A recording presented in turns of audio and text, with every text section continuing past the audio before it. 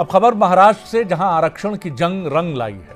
सरकार मराठा समाज को आरक्षण देने के लिए राजी हो गई है, जिससे पूरे आंदोलन के पोस्टर्स, यानी इस आंदोलन के जो पोस्टर बॉय थे मनोज जरांगे, उनके लिए ये बड़ी जीत मानी जा रही है। यानी आप कह सकते हैं कि महाराष्ट्र को उसका एक नया नायक मिल गया है। मुंबई के आजाद मैदान में 5 दिन से चल रहे अनशन को इस फैसले के बाद खत्म किया गया। सरकार ने हैदराबाद गजट को जारी कर दिया है, यानी मराठा समाज के लोगों को कुणबी जाति का दर्जा मिलेगा, जो महाराष्ट्र में ओबीसी वर्ग में आती है। मनोज जरांगे की प्रमुख मांगों के अलावा प्रदर्शनकारियों पर दर्ज केस वापस लेने की बात हुई है।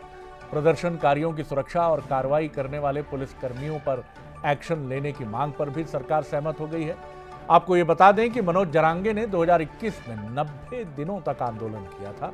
2023 में जरांगे ने आरक्षण की मांग को लेकर बड़े स्तर पर आंदोलन किया था। तो अब तय मानिए, महाराष्ट्र का एक और नया राजनीतिक नायक, नाम मनोज जरांगे। पहले दिन से भूमिका रखी कि हम लोग कहीं पर भी मराठा और ओबीसी ऐसा विवाद नहीं होने देंगे। हम लोग जो निर्णय करेंगे वो निर्णय किसी एक का निकाल के दूसरे को देने का निर्णय नहीं होगा। दोनों को समान निर्णय करेंगे, दोनों को फायदा होगा ऐसा निर्णय करेंगे, और मुझे ऐसा लगता है कि वो हमने किया। चलिए अब समझते हैं आंदोलन के गणित को। मराठा आरक्षण आंदोलन की वजह, मराठा आबादी 33% यानी करीब 4 करोड़। 90 से 95% लोग भूमिहीन किसान हैं।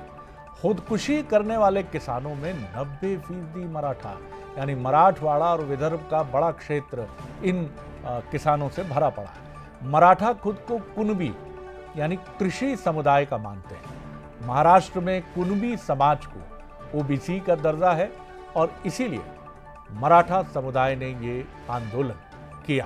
तो ये वो गणित है जिसको समझना बहुत जरूरी है।